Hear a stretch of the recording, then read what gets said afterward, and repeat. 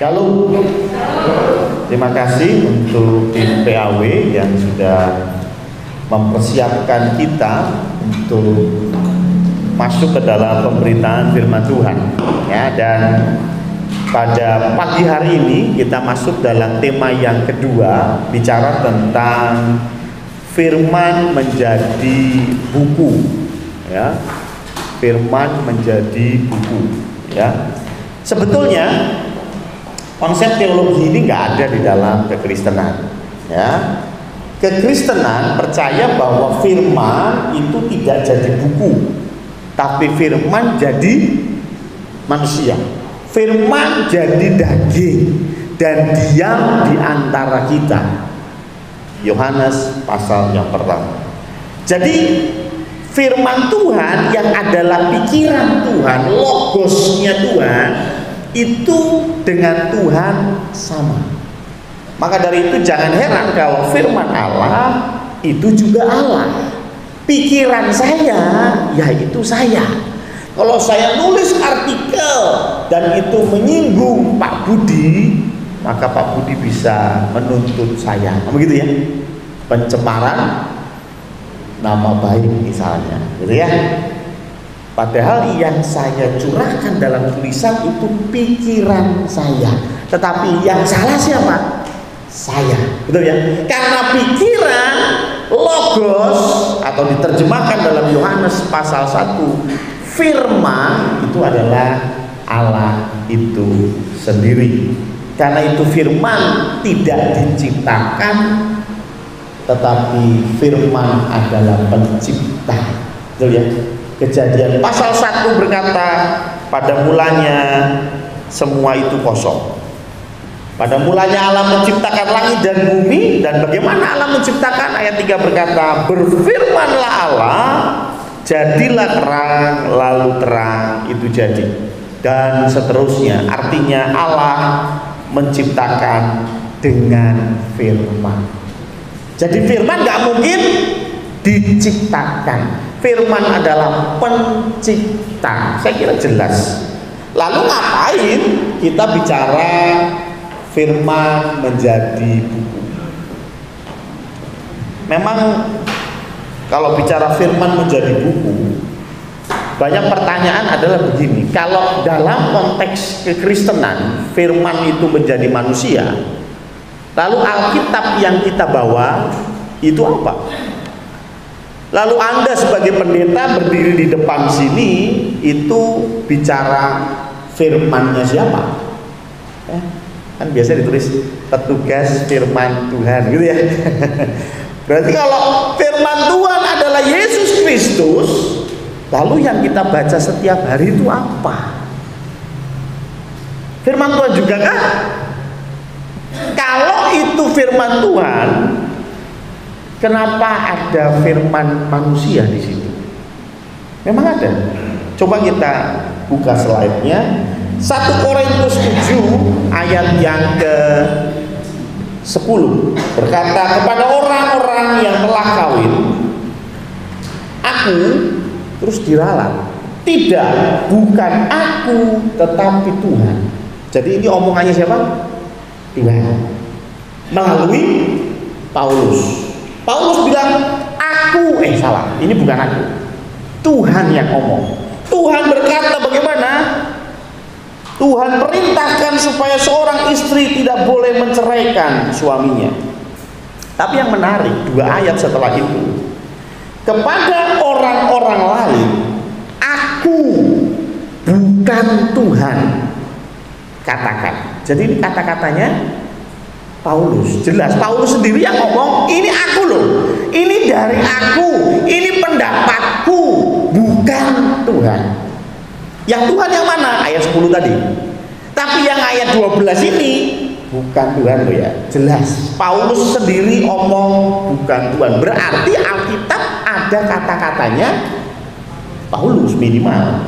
Dan banyak lagi, bahkan ada yang ekstrim berkata, nggak cuma kata-katanya Paulus, ada kata-katanya setan. Ada? Ya ada. Coba kita lihat di dalam Kejadian 3 ayat 1. Ada Adapun ular ialah yang paling cerdik dari segala binatang di darat yang dijadikan oleh Tuhan Allah itu. Ular itu berkata kepada perempuan itu. Ular itu berkata kepada perempuan itu. Berarti kata-katanya siapa? Ular. Ular ini lambangnya siapa? Setan. Betul ya? Berarti ini kata-katanya siapa? Setan. Adanya di mana? Alkitab. Berarti Alkitab firman Allah? Ya, firman setan juga kali ya. Firmannya manusia juga kali ya. Nah, ini yang membuat kita harus belajar dulu nih konsep tentang firman Tuhan ini.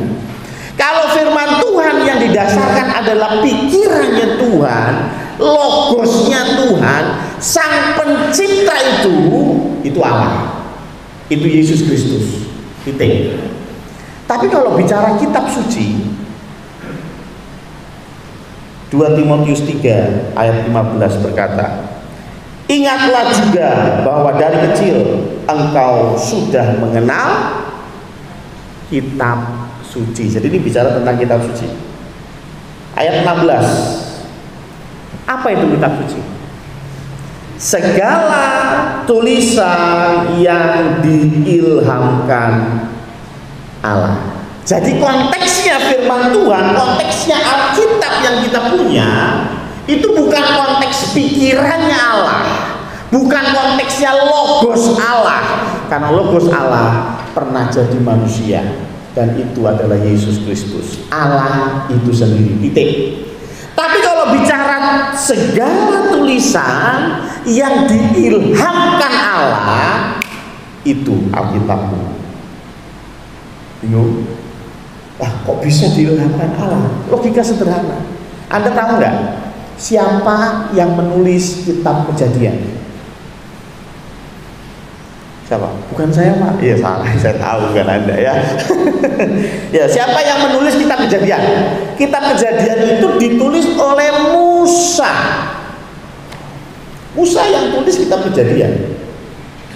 Kurang lebih 1500 sebelum Masehi.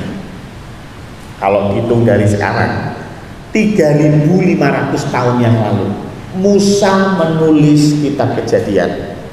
Kitab Kejadian berisi apa? Penciptaan Adam, salah satunya. Anda tahu Adam itu hidup tahun berapa?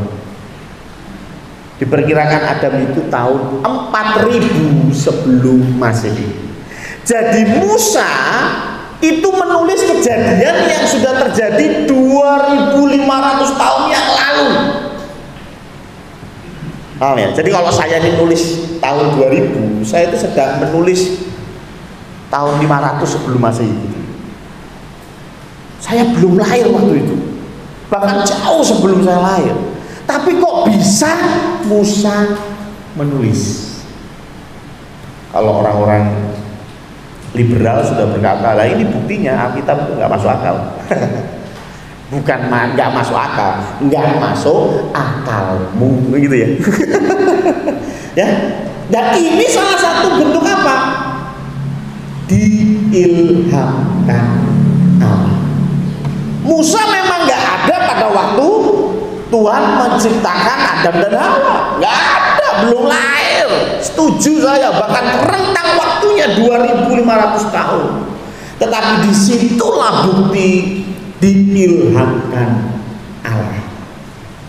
Ya, jadi kita Kejadian semuanya yang ditulis itu rentang waktunya kurang lebih sampai 2000 tahun. Jadi kita Kejadian itu yang Anda punya sampai 50 pasal itu sebetulnya jalan cerita 2000 tahun. Segitu doang.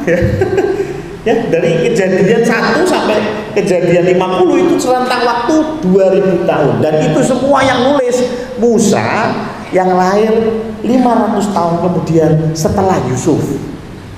Padahal Yusuf ditulis Kejadian pasal yang terakhir. Itu cerita tentang Yusuf. Kok bisa Musa ngerti Yusuf itu masuk ke rumahnya Potifar, digoda sama nyonya Poti? Kok tahu? Ada nggak Musa di situ? Nggak ada. Dan itulah bicara diilhamkan Allah. Enggak juga, itu mah ngarang indah. Ngarang indah masa itu kok bukti bahwa diilhamkan Allah. Oke, kalau begitu saya kasih bukti lain, gitu ya. Kita harus pahami bahwa Alkitab yang kita tulis, Alkitab yang kita punya ini ditulis oleh 40 penulis. Jadi gak cuma Musa yang nulis. Yang paling awal memang Musa, tetapi yang paling akhir itu Yohanes yang nulis kitab Wahyu. Ya, jadi rentang waktunya itu dari tahun 1500 sebelum Masehi sampai kurang lebih tahun 90 Masehi. Jadi ada rentang waktu 1600 tahun nulis itu buku. Yang nulis 40 orang, bahkan 40 orang itu dari background bermacam-macam. Ada yang raja, Salomo raja, ada yang gembala, Daud gembala, ya, ada yang pemungut cukai, siapa? Matius, gitu ya. Ada yang nabi, Yeremia, betul ya. Sehingga backgroundnya macam-macam. Dari yang pinter seperti Paulus sampai yang nggak ngerti apa-apa, dipakai Tuhan untuk tulis. Dan ini ditulis 1600 tahun. Dan yang luar biasa, ini buku tidak saling tumpang tindih. Ini menjadi sebuah buku yang menjadi sebuah kesatuan bicara tentang keselamatan. Ini yang luar biasa. Kalau saya punya 5 orang, 5 orang itu saya kasih tugas nulis sembarang. Wis warmu kan nulis apa? Warmu. Wis nulis, Aldo nulis, Febri nulis, Enda nulis, terus tak kumpul no. Tak jadikan buku. Buku apa yang saya peroleh? Buku apa ya? Serba-serbi gitu ya. Ya nggak jelas. Kenapa? Aldo nulis tentang pemrograman komputer, ya. Endah menulis tentang risol, ya. Betul ya. Febri menulis tentang bagaimana membuat knalpot motor jadi lebih kering, gitu ya. Ya, wah, tips-tipsnya Febri nulis begitu, ya toh. Budi nulis beda lagi, gitu. Nek tak gabung gak orang. Bagaimana caranya supaya gaduh? Gampang. Saya minta Feb, kamu nulis tentang ban motor. Aldo, kamu nulis tentang mesin-mesin motor, gitu. Endah, saya minta tolong kamu tulis tentang sejarah motor, gitu ya. Wah, semuanya dikumpulkan, maka saya punya buku yang bagus membahas tentang motor. Jelas ya? Cuman masalahnya, buku ini tulis berapa tahun? 1600 tahun. Berarti harus ada yang memanage, yang mengatur, dan orang itu harus umurnya minimal 1600 tahun, betul ya? Dia sudah lahir pada zaman Musa sehingga dia bisa atur Musa, kamu tulis ini, tulis ini, tulis ini. Dan dia tetap ada pada waktu Yohanes menulis kitab Wahyu. Kira-kira ada nggak orang yang bisa hidup 1600 tahun? Ada malah itu Adam. Usianya panjang loh, Adam. Oh ya Adam, tapi ada nggak yang 1600 tahun? Nggak nyampe, semua di bawah 1000. Kalau nggak salah paling tua itu Metusalah ya. Ya, usianya nggak nyampe 1000 juga, 900 berapa gitu ya. Saya juga nggak hafal ya. Kalau nggak ngapalin nomor, bawaannya pengen basah ya. No just kidding ya. Ya, jadi yang namanya manajernya atau yang mengelola itu, yang memanage tulisan-tulisan itu minimal harus hidup 1600 tahun. Ono apa ora? Wis ngono wae lah. Ora ono tuh. Anda jangan berpikir fiksi ya. Ada itu namanya Highlander. Zaman dulu pernah ada film namanya Highlander ya. Dia nggak mati-mati gitu ya. Tapi kan itu fiksi ya. Nyatanya ada nggak sih orang yang bisa hidup 1600 tahun? Tidak ada. Loh kok bisa buku itu jadi buku yang cantik dan bicara satu tema yang sama? Ya tentu yang ngatur siapa? Allah. Itu kembali buku ini diilhamkan oleh Allah. Ya. Masih ora percaya? Ya ora apa-apa. Nah, yang ketiga berikutnya tidak hanya bicara tentang penulisnya beda-beda, backgroundnya beda-beda, bahkan bahasanya pun beda-beda. Perjanjian Lama ditulis bahasa Ibrani, Perjanjian Baru ditulis bahasa Yunani, dan beberapa bagian ditulis dalam bahasa Aram. Karena bahasa sehari-hari waktu zaman Tuhan Yesus itu bahasa Aram. Seperti talitaku, ya itu bahasa Aram, setahu saya ya. Ya iyalah ya. Jadi ini adalah bicara 3 bahasa. Bahkan kalau bicara bahasa Ibraninya saja itu udah ruwet. Kenapa ruwet? Sama-sama Ibrani, tapi selisihnya itu dari kitab Kejadian itu tahun 1500 sebelum Masehi, Maleaki sekitar tahun 400 sebelum Masehi. Jadi selisih 1100 tahun perjanjian lama itu. Menurut Anda bahasa Ibraninya tetap atau beda? Beda. Orang saya Ibrani, bahasa Indonesia ini loh. 50 tahun yang lalu sama sekarang beda gak? Beda. Coba Anda saya kirim kembali ke 50 tahun yang lalu terus ngobrol sama teman. Lu punya pacar? Kagak, gua jomblo. Bingung orang 50 tahun yang lalu jomblo apaan? Ya gak? 50 tahun yang lalu orang belum tahu yang namanya jomblo apaan. Sekarang semua orang tahu. Makanya jangan heran Alkitab kita selalu diupdate. Orang di luar sana yang nggak ngerti Alkitabnya orang Kristen kok tiap tahun metu. Ono terjemahan lama, siloknya muncul terjemahan baru. Nanti keluar lagi Alkitab bahasa Indonesia sehari-hari. Loh, ini benernya Alkitabnya sih endi loh? Bener semua, itu hanya terjemahan. Loh, kenapa perlu dirubah terjemahannya? Karena bahasa berkembang. Itu masalahnya. Anda sekarang kalau baca yang Alkitab terjemahan lama bingung. Tapi maksudnya apa? Karena Anda belum lahir waktu itu. Saya juga, ya kan? Maka itu saya bacanya terjemahan baru. Tapi terjemahan baru pun jujur ada beberapa kata yang udah enggak up to date lagi dengan kita. Itulah mengapa kadang-kadang saya khotbah juga mengambil bahasa Indonesia sehari-hari. Karena mungkin lebih mudah dicerna oleh kita. Ngerti ya? Bayangin Alkitab Perjanjian Lama ditulis 1100 tahun. Bahasanya boleh sama Ibrani, cuman pasti berbeda. Apa yang ditulis Musa, gaya bahasanya, kata-katanya berbeda dengan apa yang ditulis oleh Maleaki. Paham ya? Rumit sekali. Dan itu sekali lagi menunjukkan bahwa ini diilhamkan oleh Allah. Yang berikutnya, apa sih itu buktinya ini diilhamkan Allah? Alkitab, buku yang kita punya, ini buku yang paling sering dimusnahkan.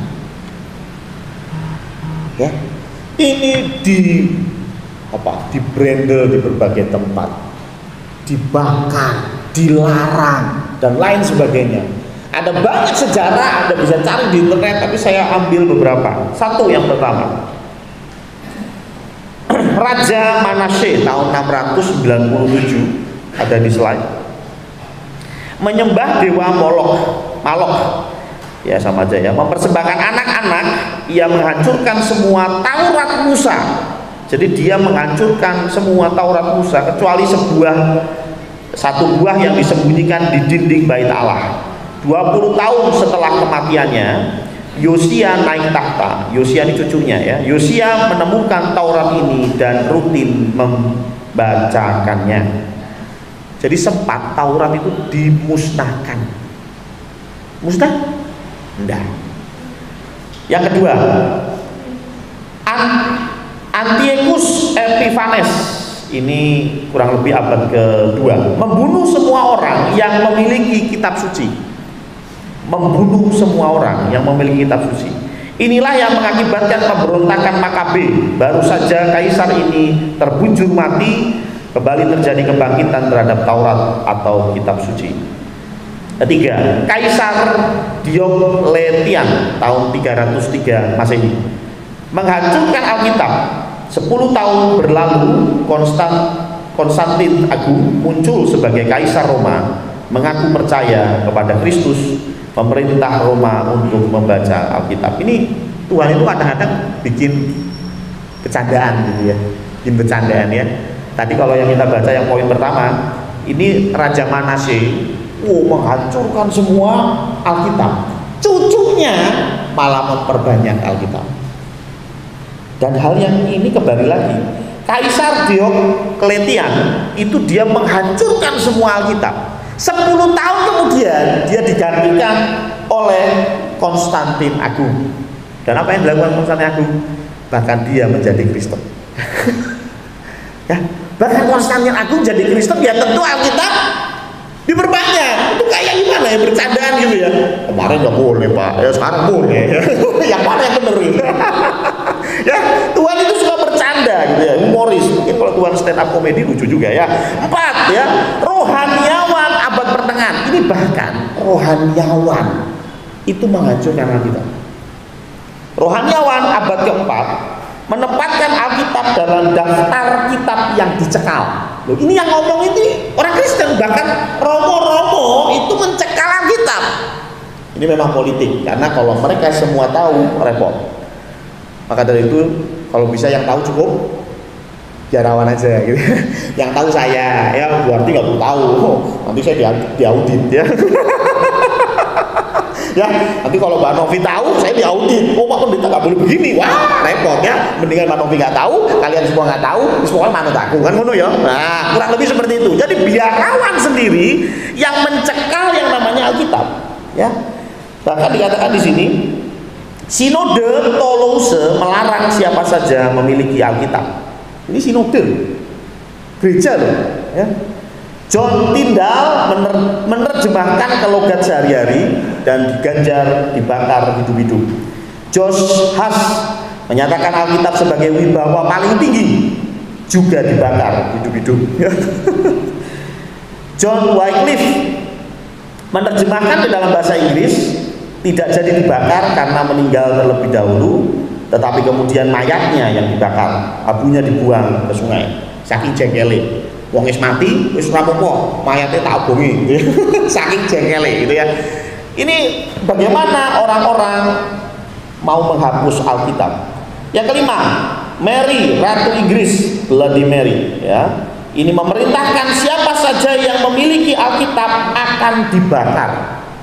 5 tahun kemudian setelah pemerintahannya dikeluarkan, dia mangkat. Jadi setelah aturan 5 tahun kemudian dia meninggal. Ratu Elizabeth pertama naik tahta, dan ini kembali Tuhan bercanda dan memerintahkan untuk penerbitan Alkitab. Ya, jadi Bloody Mary semua dihabisi. 5 tahun kemudian Elizabeth pertama semua harus punya Alkitab. Lucu ya, Tuhan itu humoris. Bahkan di dalam Alkitab itu pun ditulis bagaimana Alkitab itu sendiri dihancurkan. Di dalam Alkitab, ini kan sejarah kalau yang saya baca tadi. Di dalam Alkitab ditulis. Coba kita lihat Yeremia 36 ayat pertama. Kalau mau tahu versi lengkapnya baca sendiri, tapi saya putus-putus supaya kita tahu poinnya, yaitu bicara tentang dibakarnya kitab suci. Yeremia 36 ayat pertama, dalam tahun yang keempat pemerintahan Yoyakim bin Yosia Raja Yehuda, datanglah firman ini dari Tuhan kepada Yeremia. Berarti firman datang kepada Yeremia, ilham yang daripada Allah datang kepada Yeremia. Jadi Yeremia memanggil Baruk bin Neria. Siapa ini Baruk? Lalu Baruk menuliskan dalam kitab gulungan itu langsung dari mulut Yeremia. segala perkataan yang telah difirmankan Tuhan kepadanya. Jadi Baruk ini juru tulisnya. Yeremia ngomong, Tuhan bersabda, Baruk nulis. Jadi tulisan itu kan diilhamkan oleh Allah, betul ya? Dan apa yang terjadi? Ayat 18, jawab Baruk kepada mereka, juru tulisnya ya, segala perkataan ini langsung dari mulut Yeremia kepadaku, dan aku menuliskannya dengan tinta dalam Alkitab, dalam kitab. Lalu berkatalah para pemuka itu kepada Baruk, pergilah, sembunyikanlah dirimu bersama Yeremia, janganlah ada orang yang mengetahui di mana tempatmu. Kemudian pergilah mereka menghadap raja di pelataran, sesudah mereka menyimpan gulungan itu di kamar panitera Elisama. Jadi gulungannya diumpetin, mereka melayu, gitu ya. Mereka memberitahukan segala perkataan ini kepada raja. Raja menyuruh Yehudi mengambil gulungan itu. Gulungannya diambil. Lalu ia mengambilnya dari kamar panitera Elisama itu. Yehudi membacakannya kepada raja dan semua pemuka yang berdiri dekat raja. Waktu itu adalah bulan yang ke-9 dan raja sedang duduk di balai musim dingin, sementara di depannya api menyala di perapian. Setiap kali apabila Yehudi selesai membacakan 3-4 lajur, maka raja mengoyak-ngoyaknya dengan pisau raut, lalu dilemparkan ke dalam api yang di perapian itu, sampai seluruh gulungan itu habis dimakan api yang di perapian itu. Jadi Alkitab kita ini sudah mau dihancurkan ribuan kali mungkin ya. Ya, apalagi kalau kita bicara zaman modern komunis ya, wah ini nggak boleh Alkitab itu masuk. Ketemu Alkitab bakar, ketemu Alkitab bakar. Tapi sampai sekarang masih ada Alkitab. Masih. Dinalan wis. Kira-kira nek buku biasa sudah hilang dari peredaran, sudah hilang. Itulah mengapa kita percaya buku ini diilhamkan oleh Allah. Karena ini buku yang diilhamkan oleh Allah, Allah sendiri yang menjaganya. Ya. Bahkan buku yang terbanyak di dunia itu Alkitab. Padahal wis dikuyo-kuyo loh ya. Ya, wis dikuyo-kuyo itu buku yang paling banyak itu Alkitab. Ini ayat punya datanya. Ya, The Da Vinci Code itu ada 80 juta kopi ya. Tetapi Alkitab di perbandingannya 5 miliar kopi. Itu tahun 95. Vero belum lahir. 95 itu. Cobrut belum lahir. Itu sudah ada 5 miliar kopi. Sekarang berapa?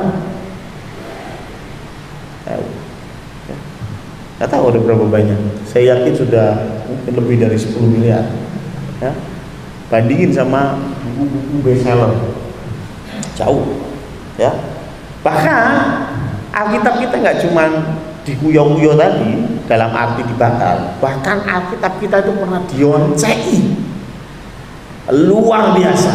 Wah, ini Alkitab ini salah, apa yang ditulis Alkitab ini keliru. Wah, dioncei macam-macam sama para ilmuwan-ilmuwan dengan metodologi yang mereka yakini. Tetapi Alkitab bisa menjawab, bahkan dari sisi ilmu pengetahuan. Sudah ada banyak ya, tapi saya nggak mau masuk situ lebih jauh. Tapi salah 2 ayat yang kita baca boleh. 1 Yesaya 40 ayat 22. Dia yang bertakhta di atas bulatan bumi. Bumi bentuknya apa? Sekarang. Oh sekarang Pak Pendeta? Iya. Sekarang kalau saya tanya Anda, bumi bentuknya apa? Anda akan jawab bulat. Tapi kalau saya tanya 500 tahun yang lalu, gak usah jauh-jauh, 500 tahun yang lalu, semua orang percaya bumi itu datar. Makanya Makanya jangan heran sampai sekarang masih ada yang percaya bumi itu datar, ya ora apa-apa. Wis jenenge percaya, ya kan? Tapi ilmu pengetahuan sudah membuktikan bumi itu bunder, Bro. Betul ya? Bahkan kita tahu sekarang bumi nggak cuma bunder, tepat di kedua kutubnya. Tepat itu apa ya? Rotok mendelep gitu ya bahasa Jawanya gitu ya. Sehingga nggak bunder seser, tapi sedikit elips. Tapi Yesaya sudah menulis ini bahkan 2500 tahun yang lalu, kurang lebih lah. Hitungnya susah. 2500 tahun yang lalu Yesaya sudah bilang, Dia yang bertahta di atas bulatan bumi. Saya sih tidak terlalu excited menemukan ayat-ayat seperti ini. Bisa jadi ini sebuah prosa puisi, ya. Tapi banyak pendeta yang mengutip ini sebagai satu hal yang luar biasa. Ya udah saya ikutan, gitu. Loh, selama luar biasanya buat Tuhan, kenapa tidak, ya? Ya, nanti yang lebih luar biasa nanti terakhir, ya. Jadi yang pertama ditulis bahwa bumi itu bulat. Tapi yang kedua, Ayub 26 ayat 7. Allah membentangkan utara di atas kekosongan dan menggantungkan bumi pada kehampaan. Sejak kuno, zaman dulu, manusia percaya bumi itu ada yang menopang. Orang-orang Tionghoa, Chinese zaman dulu, mereka percaya yang menopang bumi itu kura-kura raksasa, ya. Jadi ada kura-kura raksasa dan di punggungnya kura-kura itu bumi, ya. Orang Jepang percaya juga bahwa di bawah bumi itu ada namanya apa sih? Apa? Il itu apa sih? Belut, ya. Belut raksasa. Nek belute obah, gempa. Loh, serius ya. Mereka percaya kalau belutnya itu kurang sajen itu, kurang disembah, ya. Segone ora sego sing uduk atau sego kuning, wah kampung gitu. Maka ini gerak, kalau gerak Jepang gempa. Ya sekarang kita tahu semua gempa karena apa. Tapi zaman itu mereka percaya seperti itu. Jadi ditopang oleh belut raksasa, gitu ya. Tapi kita sekarang ngerti kan, bumi itu melayang di angkasa loh. Di luar bumi bahkan hampa udara, betul ya? Itu saya yang ngomong, bukan saya.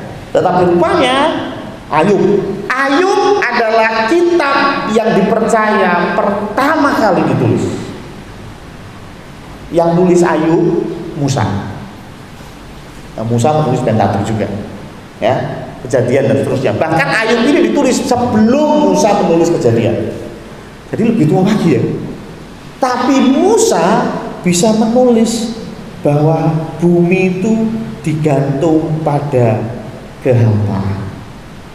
Sehingga jadi sopo. Dan ini salah satu juga bentuk bagaimana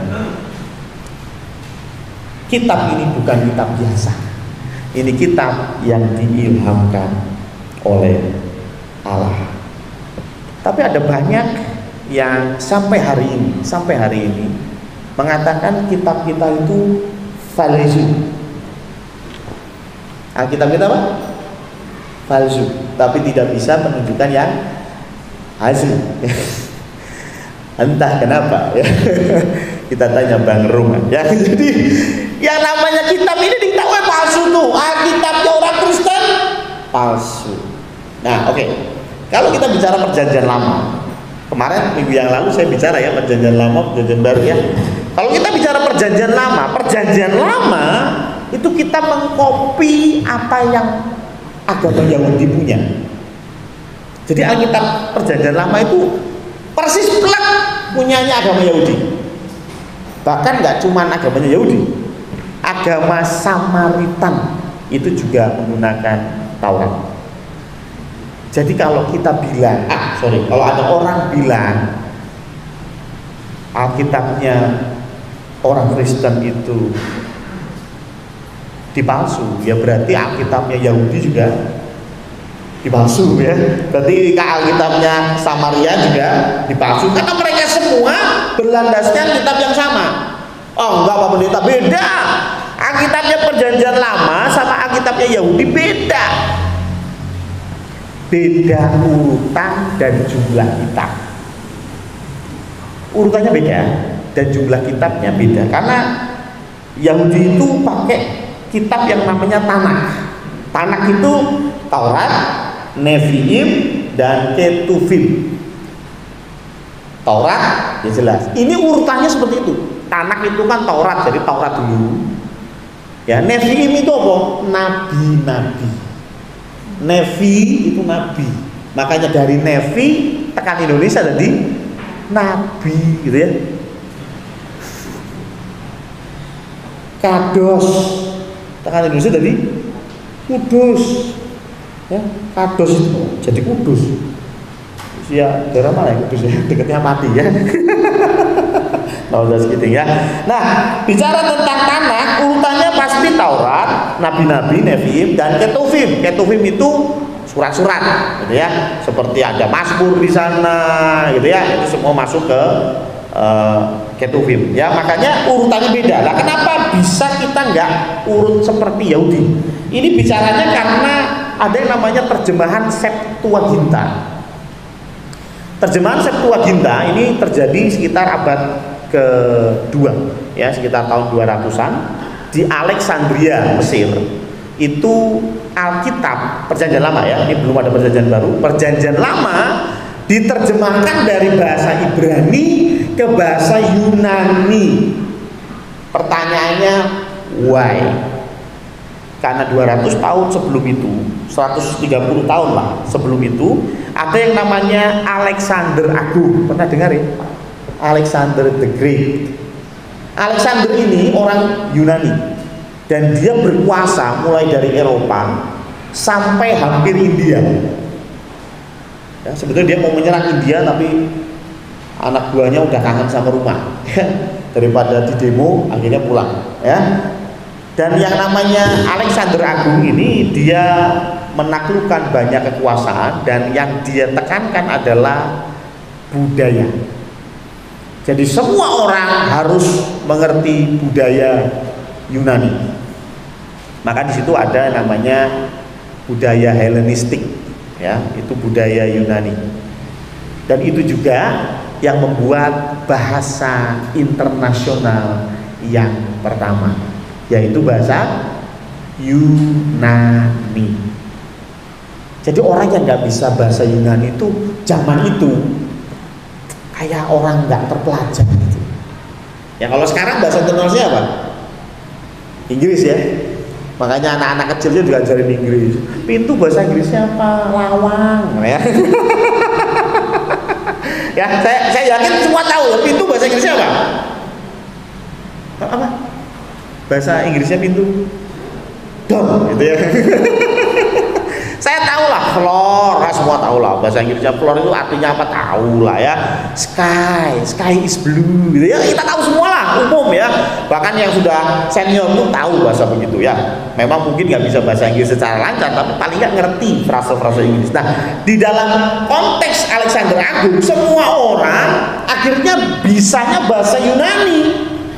Masalahnya orang-orang Israel, anak-anak mudanya, mereka udah nggak bisa bahasa Ibrani lagi.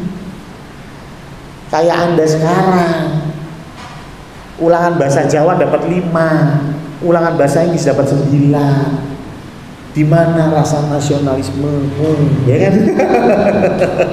Ya nggak? Jujur ya. Bahasa Jawa Anda, waduh pusing Bapak. Kenapa besok ulangan bahasa Jawa? Tapi bahasa Inggris biasa aja. Ya kan? Bahkan sekarang udah banyak yang ahli bahasa Korea, ya toh? Betul kan? Kenapa? Karena perubahan budaya. Ini terjadi juga abad kedua sebelum Masehi. Dan karena itu ada 70 penerjemah yang menerjemahkan Alkitab bahasa Ibrani ke bahasa Yunani. Dan terjemahan itu disebut Septuaginta. dari kata Septua itu 70. Karena sih terjemahin kira 70. Septua di Alkitab elektronik Anda bisa download itu ya. Septuaginta bahasa Yunani itu diterjemahkan dari Ibrani ke Yunani. Nah, Kristen ambil itu. Makanya di Kristen ada 1 Samuel, 2 Samuel. Di Ibrani ada nggak? Ya nggak ada, Samuel gitu doang. Kita di sini ada 1 raja-raja, 2 raja-raja. Di Alkitab Yahudi ya raja-raja gitu aja, ngapain bisa bingung sekali ya. Nah, karena waktu itu sedang diupayakan menerjemah, tentu nggak mungkin satu orang nerjemahkan semua, maka dari itu dibagi. Pak Bowo terjemahin Kejadian, Mas Purwoko terjemahin Keluaran gitu ya. Sopo sing dhisik langsung dijadikan buku. Makanya urutannya jadi seperti yang kita punya, tapi isinya sama. Lalu perjanjian baru bagaimana? Nah ini perjanjian baru ada yang namanya kodeks atau salinan awal gitu ya. Jadi kan Alkitab itu kan tidak ada lagi yang namanya autograf. Autograf itu pertama kali ditulis itu nggak ada, sudah hilang. Ya, jadi Musa menulis pertama kali kertasnya gitu, ya wis ra ono lah. Karena sudah 3.500 tahun yang lalu, sudah dimakan usia. Maka dari itu yang ada cuma salinannya. Ya, jadi jangan bingung ya. Nah, saya mau bandingkan ya, yang tadi yang ya betul. Ya, bandingkan dengan beberapa buku yang dikenal dengan buku kuno. Saya kasih yang paling ekstrim saja Pak ya. Itu ada yang namanya tulisan Plato. Ya, saya kira nggak ada yang nggak tahu lah Plato ya, filsuf ya, Yunani ya. Dia seorang filsafat namanya Plato. Tulisan Plato sebetulnya ditulis 400 tahun sebelum Masehi. Dia nulisnya itu 400 tahun sebelum Masehi. Tapi kopiannya yang paling tua yang masyarakat modern ini punya itu berasal dari tahun 900 Masehi. Padahal Plato nulisnya tahun berapa? 400 sebelum Masehi. Tapi salinan yang paling tua itu tahun 900 Masehi. Jadi ada rentang waktu 1.300 tahun itu. Perbedaan dari aslinya 1.300 tahun. Dan jumlah salinan yang selamat ada 7 kopi, 7 buah. Ngono wong percaya gitu, orang percaya ini tulisannya Plato, padahal selisih waktu 1.300 tahun dan jumlah salinan cuman 7 bandingkan dengan Alkitab.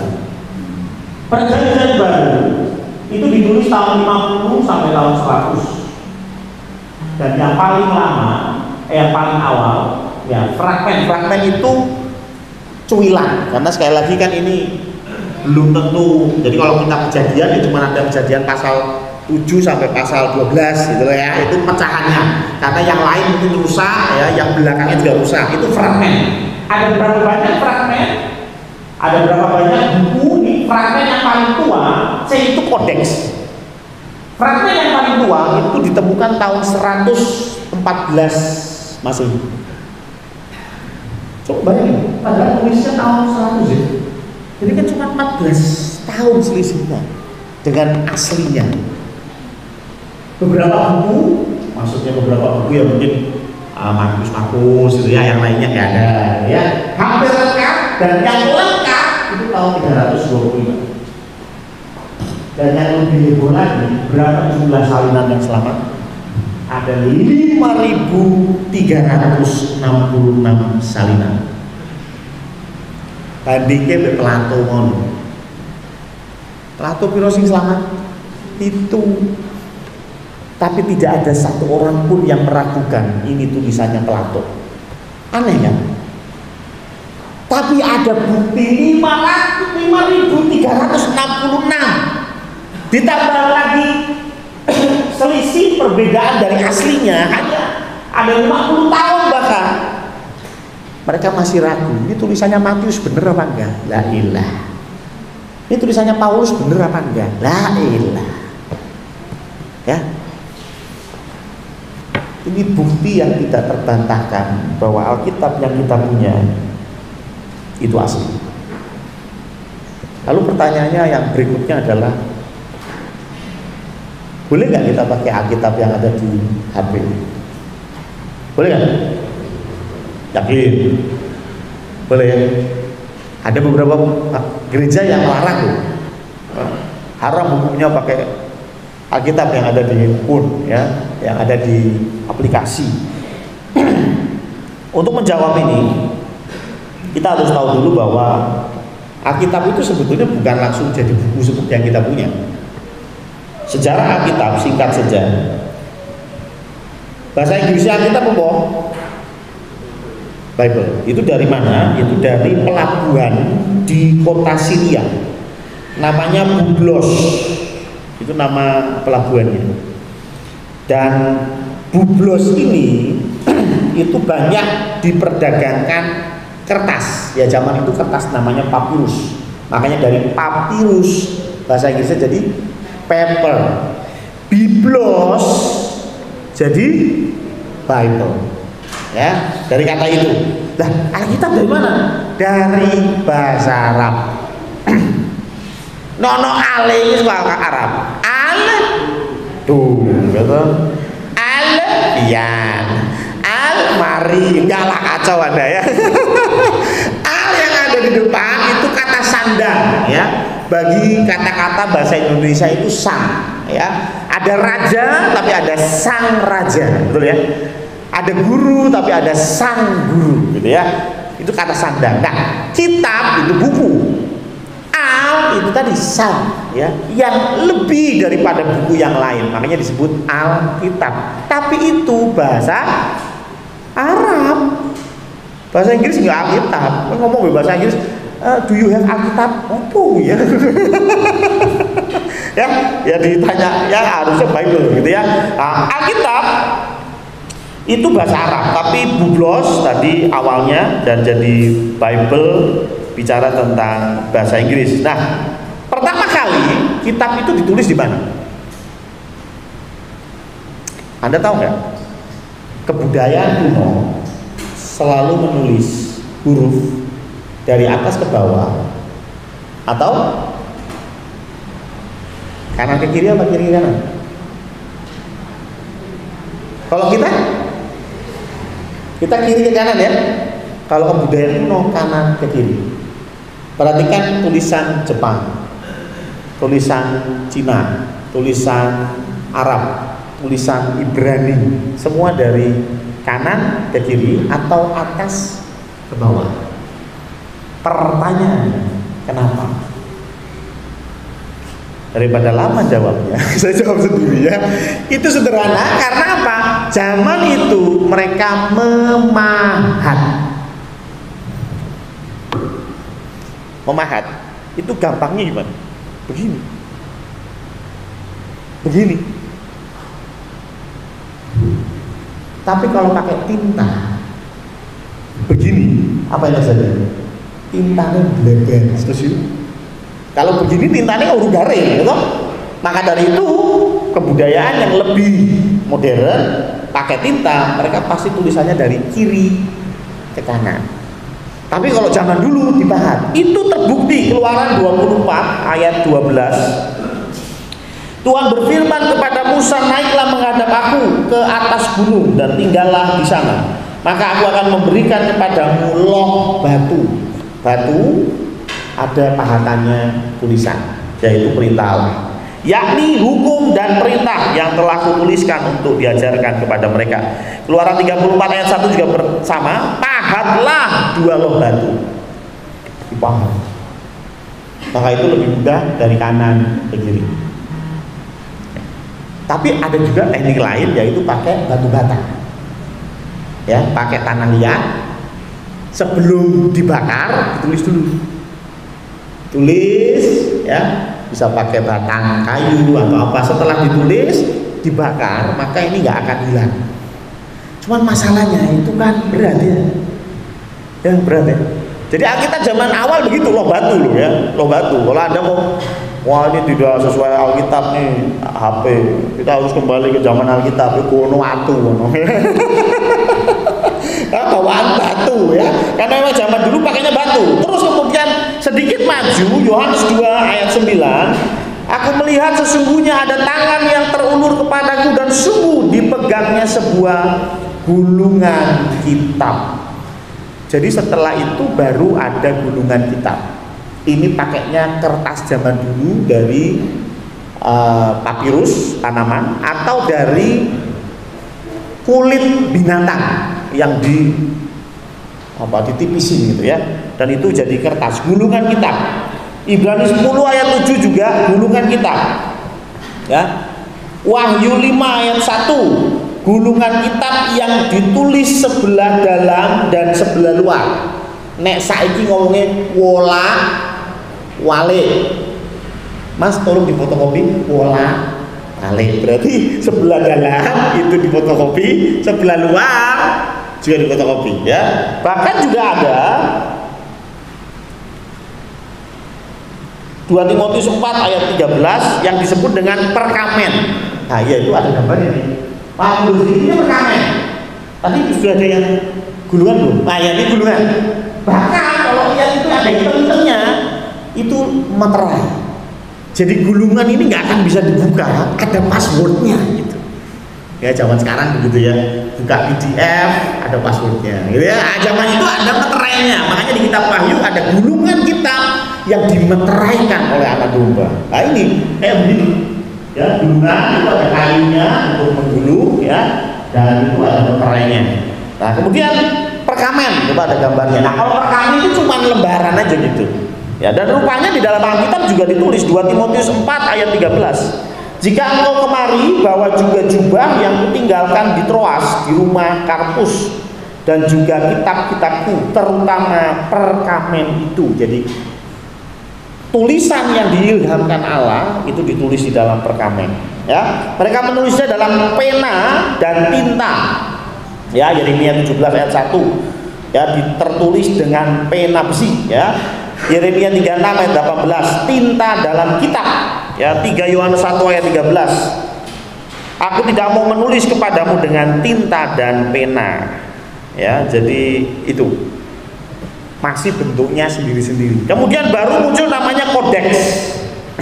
Kodeks itu baru disatukan kertas tadi dan diikat pakai tali ujungnya. Udah hampir mirip buku. Ya. Nah, kodeks ini banyak ditemukan abad ke-5, 6 ya, ada kodeks Sinaiticus ya, dan kodeks-kodeks yang lain ya. Kodeks Syria juga ada ya. Ini kodeks atau buku-buku zaman dulu. Nah, mulai dikenal buku seperti yang kita punya itu tahun 1400-an. Ada yang namanya penemu berbangsa Jerman namanya Gutenberg. Dia yang menemukan alat cetak pertama kali. Ya, alat cetak yang modern maksudnya ya. Alat cetak yang dulu itu sudah ditemukan oleh bangsa Cina, tapi kurang modern karena tintanya dan lain sebagainya masih belum sempurna ya. Tetapi untuk made in Gutenberg ya itu sudah bisa mencetak dengan sempurna dan dia mencetak Alkitab 180 kopi ya, dan disebut dengan Alkitab Gutenberg. Ya, ini Alkitab pertama yang dicetak. Loh, sebelumnya gimana? Alkitab sebelumnya ditulis. Ada tahu berapa lama menulis satu Alkitab penuh? Minimal perlu 3 tahun nulis. 3 tahun. Kowe maca urung karuan. Nulis ya ngipi ya.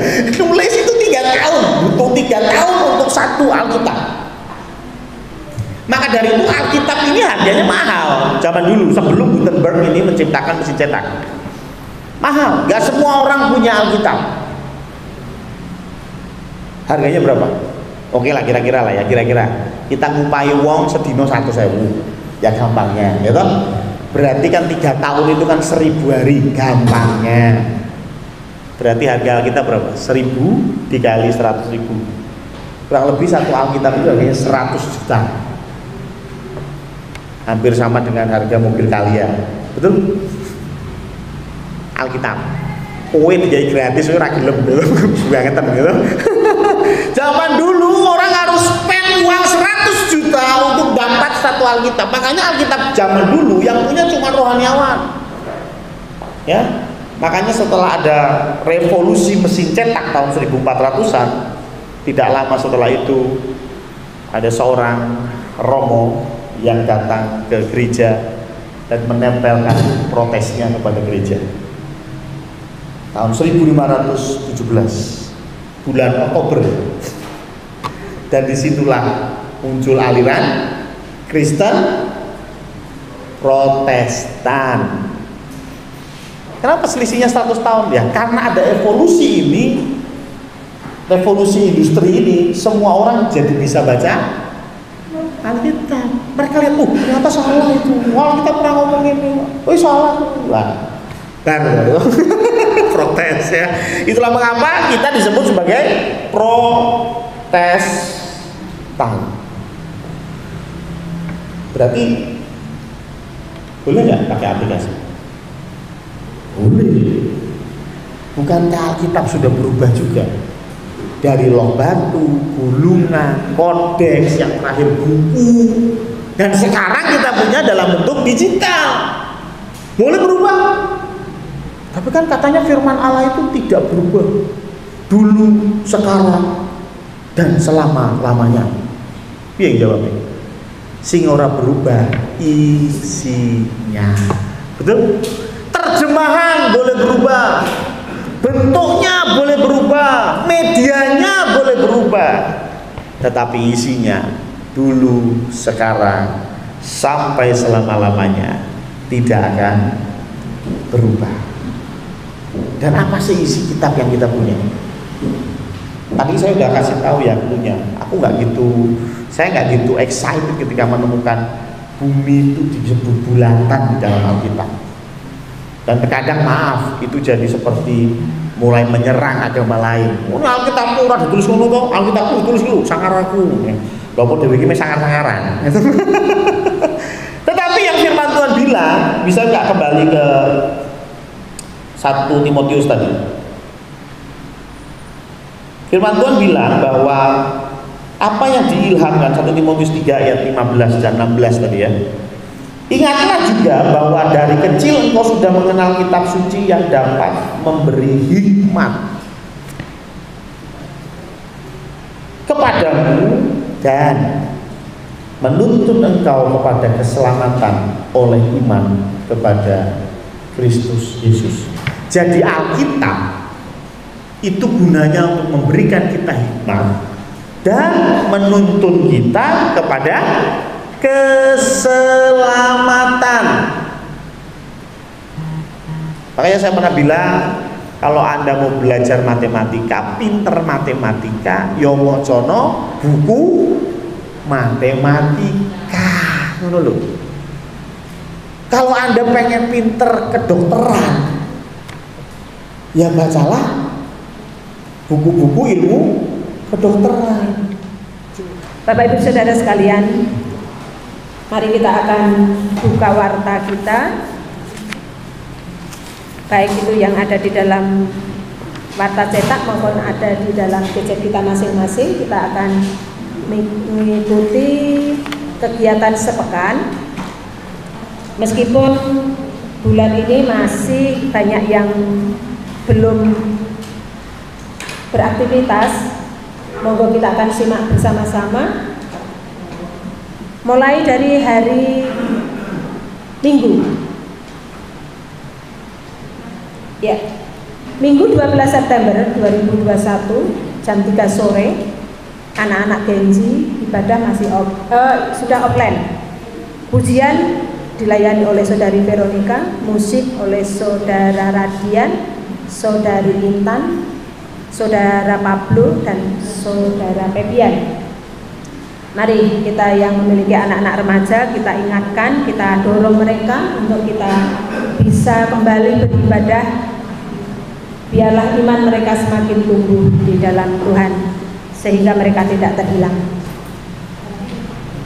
Minggu tanggal 12 September 2021 pukul 19.30 pukul 9.30 Tunas Remaja ibadah juga sudah offline. Bersyukur Tuhan sudah berikan kesempatan yang luar biasa. Kemudian untuk hari Selasa tanggal 14 September 2021 pukul 6.30 persekutuan doa malam dilayani oleh Ibu Sugeng Riono.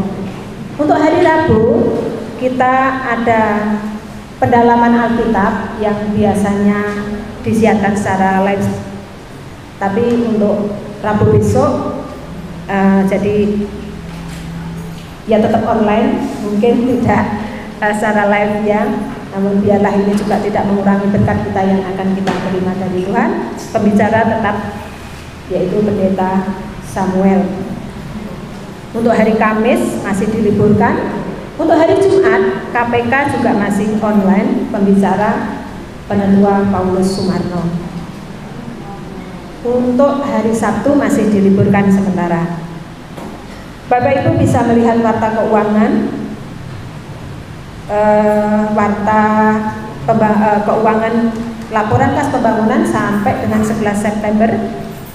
Bersyukur kita punya saldo 10.231.930 rupiah. Untuk persepuluhan sampai dengan 5 September, puji Tuhan ada pemasukan 5.754.000 rupiah. Bapak Ibu Saudara sekalian yang mungkin penjenengan di dalam mempersembahkan keuangan, kalau memang tidak sesuai dengan apa yang penjenengan persembahkan, mungkin ada kesalahan di dalam pencatatan, mungkin ada kode dan sebagainya, tapi tidak tertera di dalam warta cetak ini. Mohon Bapak Ibu Saudara sekalian bisa menghubungi Bapak Gembala ataupun kami sebagai majelis, bisa saya, bisa Bu Brenda atau bisa Mbak Kris, karena kami mengurusi keuangan ini tidak sendiri, tidak satu orang, jadi paling sedikit 2 orang. Jadi kalau ada kekeliruan kita bisa cross check, dan percaya Bapak Ibu Saudara sekalian persembahannya tidak akan hilang. Jadi ketika mungkin ada salah cetak angka atau nomor dan kode, bisa menghubungi kami. Ada warta tambahan, karena ini kondisi sepertinya sudah mulai membaik, kita bersyukur, mungkin ekonomi juga sudah mulai membaik. Kami mengingatkan kepada jemaat, ya sudah ketemu Bu Hati urusannya uang dan uang.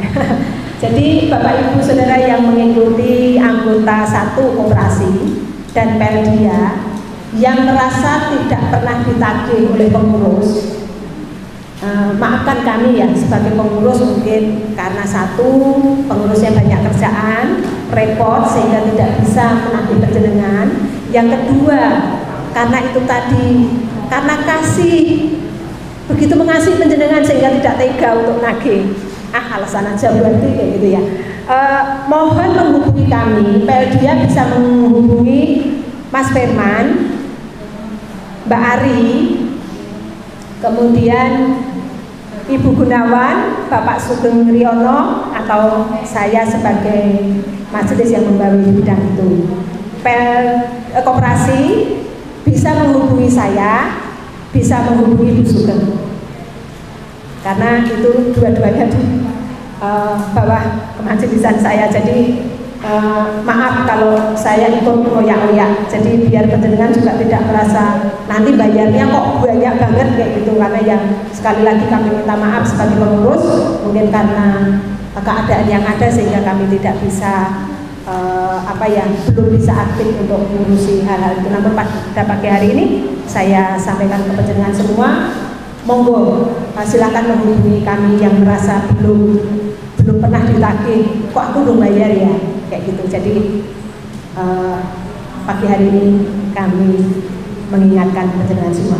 Terima kasih, Tuhan memberkati. Itu saja yang bisa saya sampaikan. Saya kembalikan kepada Bapak Pendeta. Ya, terima kasih pengumumannya. Dan saya salah satu yang belum bayar kayaknya. Ya maafkan juga ya. Sadar ya. Maafkan ya, harus diingatkan ya, baru bergerak ya. Ya kita akan tutup ibadah kita dengan doa syukur, dan saya minta kita bisa bangkit berdiri. Saya mengingatkan kalau ada teman yang bertanya sore tetap ada ibadah ya. Mari kita tundukkan kepala, kita berdoa. Tuhan Allah Bapa kami, terima kasih karena penyertaan-Mu pada pagi hari ini. Kami bisa menikmati hadirat Tuhan, menyanyi, memuji dan memuliakan nama-Mu, dan kami juga bisa belajar tentang firman Tuhan. Dan kami yakin dan percaya apa yang kami dapat pada pagi hari ini akan membakar roh kami dengan menyala yang berapi-api, semangat penuh untuk melayani Engkau. Kami semangat untuk menjadi berkat bagi banyak orang. Kami semangat untuk dipakai Tuhan sebagai senjata-senjata kebenaran. Terima kasih Tuhan, terima kasih. Dan jika kami datang dengan segala permasalahan, kami yakin dan percaya Tuhan adalah Tuhan yang penuh kasih. Tuhan tidak akan memberikan kami masalah, problem, tantangan hidup yang melebihi kemampuan kami. Pasti Tuhan akan berikan kekuatan. Terima kasih Tuhan, terima kasih. Bapak Ibu sekalian, angkatlah tanganmu, pandanglah Tuhan dengan hatimu, dan terimalah berkat Tuhan. Tuhan memberkati engkau, Tuhan melindungi engkau, Tuhan menghadapkan wajahnya kepadamu dan memberikan engkau damai sejahtera dari sekarang sampai selama-lamanya. Amin.